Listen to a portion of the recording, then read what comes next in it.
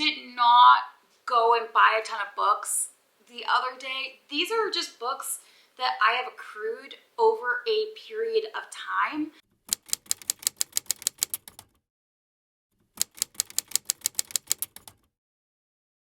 Normally I like go in and I just like grab a bunch of books and like we do a haul, but this, like, I've been picking up like 1 or 2 books here and there, and so I never felt like it was enough to do a haul, but now I feel like maybe I have enough to do a haul, so we're doing a haul.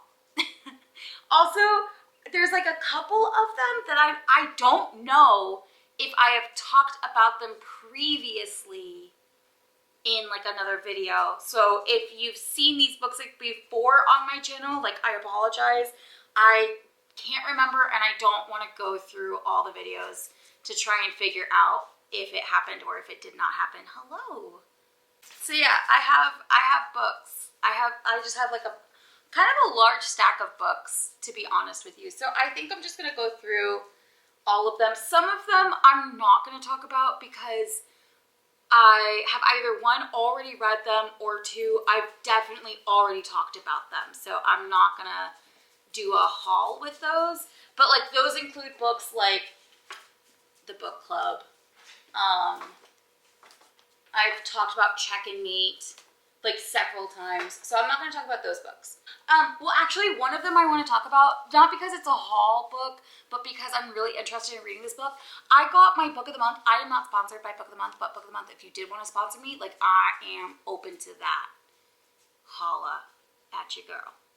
But I did get this as my December pick for Book of the Month because it's a Nutcracker retelling, but it's like a dark Nutcracker retelling. It's called The Kingdom of Sweets. And like, first of all, that just looks really pretty. Like as a cover, that looks really pretty. But this gloriously transportive reimagining of the Nutcracker tells the tale of twin sisters divided by envy and magic and set against each other one fateful Christmas Eve. Light and dark, this is the cursed birthright placed upon Claudia and Natasha. I don't know why I said Claudia like that, but whatever. By their grandfather, Drosselmeyer, whose power and greed hold an entire city in his sway. Charming Clara, why do I keep saying it like that? Charming Clara, the favorite, grows into a life of beauty and ease, while Natasha is relegated to her sister's shadow, ignored and unloved. But Natasha seizes the opportunity for revenge one Christmas Eve when Drosselmeyer arrives at the family gala with the Nutcracker, an enchanted gift that offers entry into an alternate world, the Kingdom of Sweets. Following Claudia into the glittering land of snow and sugar, Natasha discovers a source of power far greater than Drosselmeyer, the Sugar Plum Fairy, who offers her own wondrous gifts and chilling bargains. But as Natasha uncovers the truth about a dark destiny crafted long before her birth, she must reckon with forces both earthly and magical, human and diabolical, and decide to which world she truly belongs. That just sounds like such a great book. Like, I want to read this book. I want to know this book. So I'm excited that I chose this as my December read for Book of the Month. I don't have a code for Book of the Month, but I know they always have a code. So if you just go to their Instagram account, I'm sure they will have something of a code and you can get your first book for like $5. Book of the Month is great like that. I just don't have a code, but you can go to, like, there's so many other influencers that do have a code. But I really love just this reimagining. It just sounds good. It just sounds good. And then I also got this book. I saw this. It popped up on my Amazon, like, you may like this. I saw Mia Sheridan talk about it very briefly, but she didn't really like go into very much depth of it. But this is a Mia Sheridan book. It's called All the Little Raindrops, and I got this because one, the cover kind of looks really nice. And then, so it's surviving the present means revisiting the past. It's senior year spring break, and Noelle Meyer and Evan Sinclair have been kidnapped. Neither knows why they were chosen, only that they share a tragic past. Evan's father got away with killing Noelle's mother, effectively ruining her family when the death was ruled an accident. Despite the connection that should have made them enemies, the teens instead unite to face their other common denominator, their abductors. Noelle and Evan survive one sadistic circumstance after another, eventually making a harrowing escape, but every happy ending comes at a price. Years later, Evan, now a private investigator, revisits the crime where he learns it may be ongoing. He reaches out to Noelle for help, and they discover that the answers lie with a man known only as the Collector. To close their case and solve the ones that followed, Noelle and Evan must unmask this mysterious spectator, the only man who knows enough secrets to take their captors down. So I thought this was like really cool. I don't know, it looks interesting. It's like a thriller. I'm not really used to Mia Sheridan writing something like this. I'm used to like Archer's Voice and Travis. Like I'm used to like those books from her. So I think this would be like a really interesting read, and I'm very excited for it. I got this book because I saw an Instagram ad for like a CW show, and Luke from Gilmore Girls is in it, and another guy that is from another show is also in it. And so I got this because it looked really, really cute, but it's by Robin Carr. It's called What We Find, a Sullivans Crossing novel. I think this is book 1. I was prepared to get all the books, but I decided to just get book 1 because I was like, what are the odds of me buying this entire series and not reading it? Pretty high. So I decided to get book 1, and if it's super cute and I'm really interested, I will get the rest. This has never been done before, people. This has never been done before. I've never just gotten one book in the series and called it a day. Unless it was by accident. But typically, I get the whole series, okay? That's my beige flag. But this is Maggie Sullivan knows she needs to slow down, and the best place to do that is Sullivans Crossing, the campground and charming general store at the crossroads of the Colorado and Continental Divide trails belong to Maggie's eccentric father, Sully, and she longs to indulge in a simple way of life. But when Maggie must take responsibility for the crossing, a quiet and serious hiker, Cal Jones, offers to lend a hand. Maggie is suspicious until she discovers the true reason for his deliberate isolation. Though Cal and Maggie each struggle with loss and loneliness, the time they spend together gives them hope for something brighter on the horizon, if only they can learn to find peace and healing and perhaps love with each other. This looks cute, and look, there's a dog. Look how cute. Okay, so I'm interested in reading this one, but this does feel like a spring summer read, so I probably won't read it anytime soon. I saw this, I was in Target, I saw it, and it's by Frida McFadden. She also wrote like The Housemaid, and everybody says that she is the queen of thriller books. So I literally didn't even read the back. I don't know what it's about. I picked it up because I was like, oh, Frida McFadden, she's really good at writing thrillers. So I picked it up, but it says, some doors are locked for a reason. While 11-year-old Nora Davis was up in her bedroom doing homework, she had no idea her father was killing women in the basement until the day the police arrived at their front door. Decades later, Nora's father is spending his life behind bars, and Nora is a successful surgeon with a quiet, solitary existence. Nobody knows about her past, and she'll do anything to keep it that way. Then one of her younger female patients is murdered, killed in the same unique and horrific manner that her father used to kill his victims. Somebody knows who Nora is. Somebody wants her to take the fall for this unthinkable crime. But she's not like her father. The police can't pin anything on her as long as they don't look in her basement. So yeah, this looks cool. It's called The Locked Door. It looks good. I pre-ordered this. I've read King of Wrath and King of Pride by Anna Huang. This is King of Greed. King of Sloth is coming out in, I think, April. I've also already pre-ordered that one. This one is Alessandra and Dominic is like super greedy. He's the King of Greed, and now he's got to, like, basically Alessandra's like over it. She's like, well, I'm done, like, I'm out.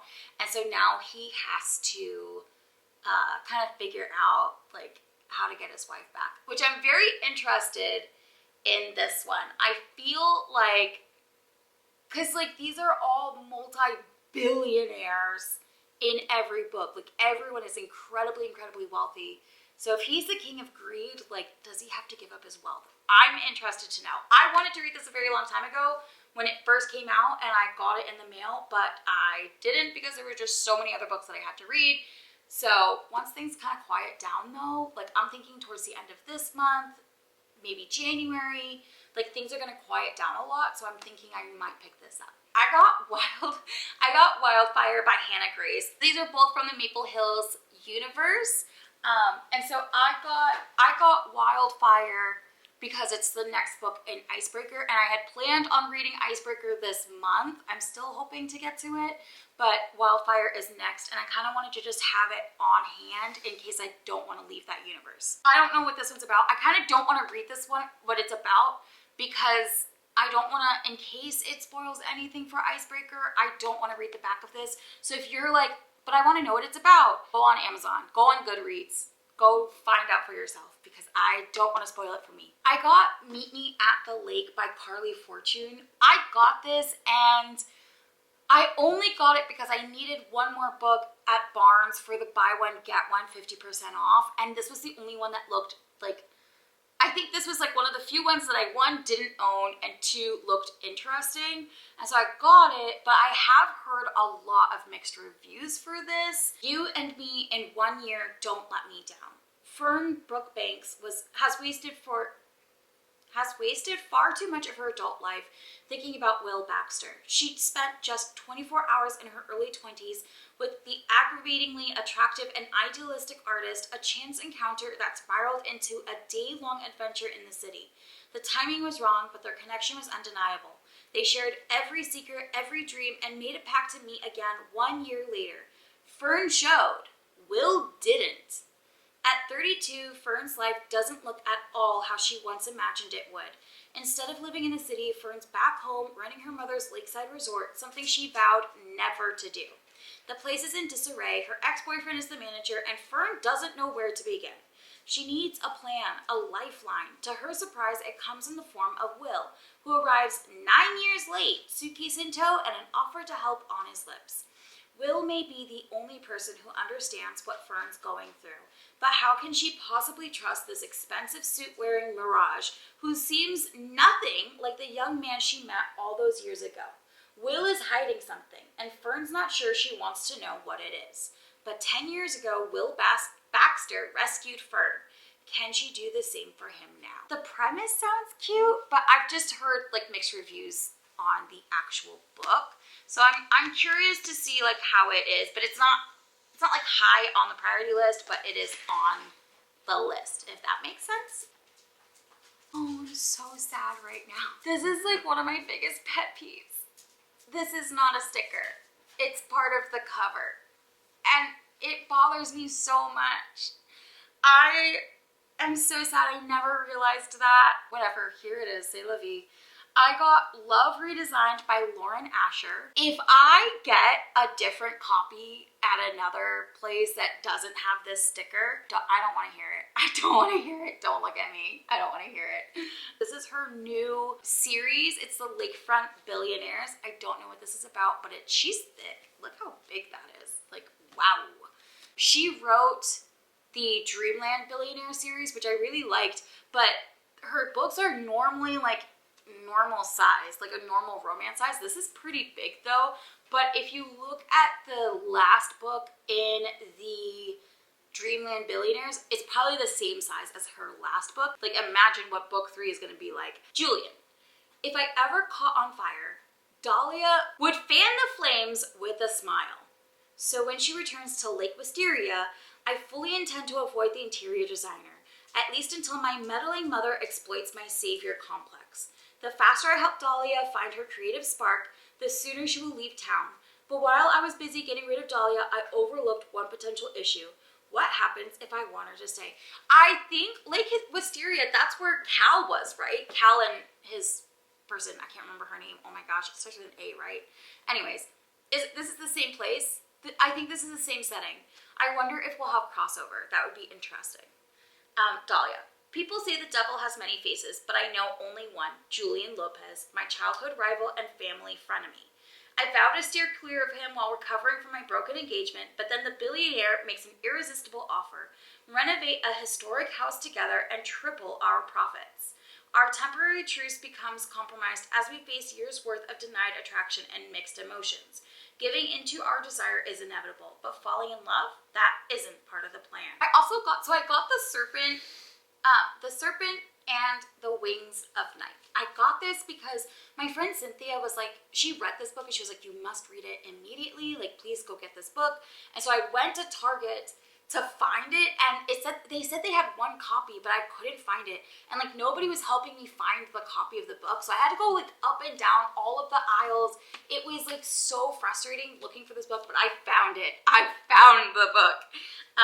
It was misshelved, but I found it and I got it just for my friend Cynthia. This is book 1. I do believe book 2 is out or is about to be out. I can't remember. For humans or vampires, the rules of survival are the same. Never trust, never yield, and always, always guard your heart. The adopted human daughter of the night-born vampire king Oryaya carved her place in a world designed to kill her. Her only chance to become something more than prey is entering the Kajari, a legendary tournament held by the goddess of death herself. But winning won't be easy against the most vicious warriors from all 3 vampire houses. To survive, Orya is forced to make an alliance with a mysterious rival. Everything about I don't know how to say these names. I'm so sorry. I love reading fantasy, but I don't know how to say these names. I think it's just Rain. Rain is, but it's got an H in it, so who knows? Is dangerous. He is a ruthless vampire, an efficient killer, an enemy to her father's crown, and her greatest competition. Yet what terrifies, I don't know how to say her name, most of all, is that she finds herself oddly drawn to him. But there's no room for compassion in Kajari. War for the Nightborn crown brews, shattering everything that Oraya thought she knew about her home, and Rain may understand her more than anyone, but their blossoming attraction could be her downfall in a kingdom where nothing is more deadly than love. The Serpent and the Wings of Night is a tale of heart-wrenching romance, dark magic, and bloodthirsty intrigue. I think I'm gonna read this very soon though, because Cynthia keeps asking me every single day if I've started it yet. So I think I'm gonna start it soon. There will probably be a vlog of me reading this, so stay tuned for that. I got this book. This is Chasm by Stacey McEwen. It's the second book in the Galatian trilogy. The first book was Legend. I actually got that book from Penguin Random House. They just sent me the book and I was like, hey, this comes out on this day, but like here's a copy. It was very weird, it was very random, but I was so happy and so excited about it. I was like, what? An arc? I was so excited. So I had the physical book of Legend, or Ledge. I'm sorry, I had the first book of Ledge. The first book is called Ledge. This is the second book, Chasm. In the first book, it's this human and like, I don't know what he's supposed to be called. He's like a Galatian, but they're basically gargoyles.